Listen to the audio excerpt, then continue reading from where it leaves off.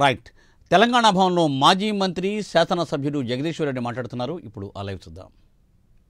అది అనే విషయాన్ని మళ్ళొక్కసారి తెలంగాణ సమాజానికి అదేవిధంగా ప్రపంచానికి గుర్తు చేసి ఒక్కొక్క తెలంగాణ వారసత్వ సంపదని నిలబెట్టుకుంటూ వస్తున్న క్రమంలో ఆ ఉద్యమ పథం నుంచి పుట్టింది తెలంగాణ తల్లి స్వరూపం.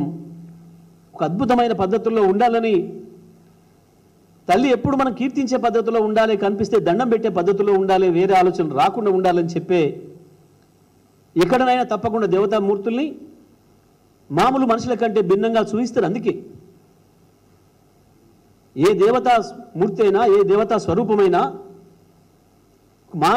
మామూలు మానవ మాతృలాగా ఉంటే అది సరైనది కాదు.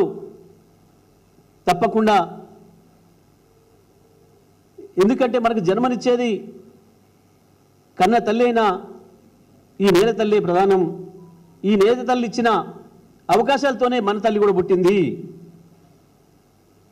ఈ తెలంగాణ తల్లి మనకిచ్చిన అవకాశమే, ఇక్కడ మనకిచ్చిన ప్రకృతే మన అమ్మకు కూడా జన్మించింది, మన అమ్మకు కూడా జన్మించింది.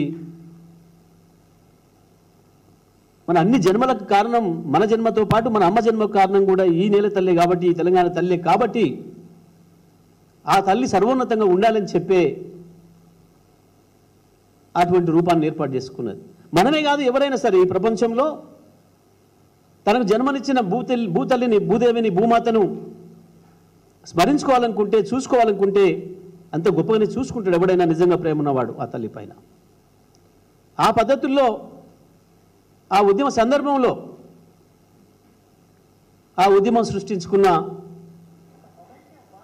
తెలంగాణ తల్లిని ఉన్నప్పుడు తెలంగాణ తల్లిని పెట్టడం గొప్ప, ఇవాళ తెలంగాణ తల్లిని పెట్టడం అత్యంత సులువు.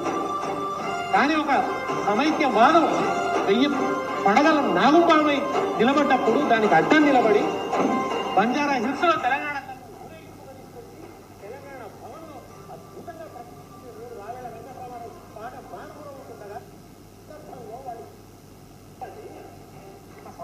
వాద సందర్భంలో వాళ్ళు కోతరించిన యుగాల్లాగా ఉన్నప్పుడు తెలంగాణ తల్లిని పెట్టడం గొప్ప, ఇవాళ తెలంగాణ తల్లిని పెట్టడం అత్యంత సులువు. కానీ ఒక సమైక్యవాదం 1000 పడగల నాగుపామై నిలబడ్డప్పుడు దానికి అడ్డం నిలబడి బంజారా హిల్స్ లో తెలంగాణ తల్లిని ఊరేగింపుగా తీసుకొచ్చి తెలంగాణ భవన్లో అద్భుతంగా ప్రతిష్ఠించిన రావేళ వెంకటరామారావు పాట మార్పురవుతుండగా పదనాన శత్రువుల కుత్తుకల నవలీల ఉత్తరించిన బలోన్మత్తులేమిన భూమి వీరులకు మొగసాలరా తెలంగాణ వీరులకు కాణాచిన ఆ తెలంగాణ తల్లికి ఒక రూపం ఇచ్చి తీసుకొచ్చి ఇక్కడ ప్రతిష్ఠించాడు కదా. ఒక అద్భుతమైన ఊరేగింపుతో తీసుకొచ్చాడు, ఒక నమ్మక సారక్కను తీసుకొచ్చినట్టు తీసుకొచ్చి అక్కడ నిలబెట్టి ఒక తుఫానుకు ఎదురొట్టడం గొప్ప. తెలంగాణ తల్లిని, తెలంగాణ ఉద్యమం ఆనాడు భౌతిక రూపం సృష్టించుకున్న సందర్భంలో ఏ కళలు, ఏ సాహిత్యం, ఏ పాటలు, ఏ పదాలతోని, ఏ పద సంస్కృతులతోని, ఏ తెలంగాణ మాండలికంలో తెలంగాణ జానపదాలతోని, తెలంగాణలో అనేక కళారూపాలతోని 10 జిల్లాల నుంచి ఎక్కడికక్కడ ఉన్న స్థానికంగా ఉన్న కళారూపాలతోని, ఆ పాటలతోని ఏ రకంగా అద్భుతంగా తీసుకొచ్చి ఇక్కడ ప్రతిష్ఠించుకున్నాము. నిన్న ఏ రకమైన సంస్కృతితోని ప్రతిష్ఠించినరో ఇవాళ తెలంగాణ ప్రజలందరూ, తెలంగాణ ఉద్యమకారులు, తెలంగాణ చరిత్రకారులు, తెలంగాణ సాంస్కృతిక సారథులు అందరూ కూడా గుర్తించాలని చెప్పి నేను విజ్ఞప్తి చేస్తా ఉన్నా. ఇదే సందర్భంలో ఇంకొక ప్రమాద గంటికలు మోగుతున్నాయి.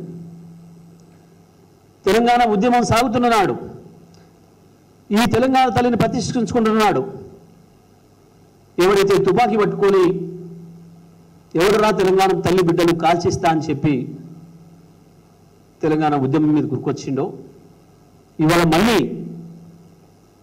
అదే తుపాకీని ఎక్కుపెట్టి తెలంగాణ తల్లిని చంపేస్తా, తెలంగాణ సంస్కృతిని చంపేస్తా, మళ్ళీ మాదైన సంస్కృతిని తీసుకొస్తా అని చెప్పి అహంకారంతో విర్రవీగుతూ చేసిన దుశ్చర్య నిన్న ఇది మీరందరూ చూసింది. కనపడ్డది మీకు ఇప్పుడే స్పష్టంగా. ఎవరి ఆలోచన లేనిది, ఎవరు ఏం చేస్తున్నారు, ఎవరు ఎక్కడికి తీసుకుపోతున్నారు తెలంగాణ సమాజాన్ని తేడా చూసిరు మీరందరూ. నిజమే రాసిండ్రు.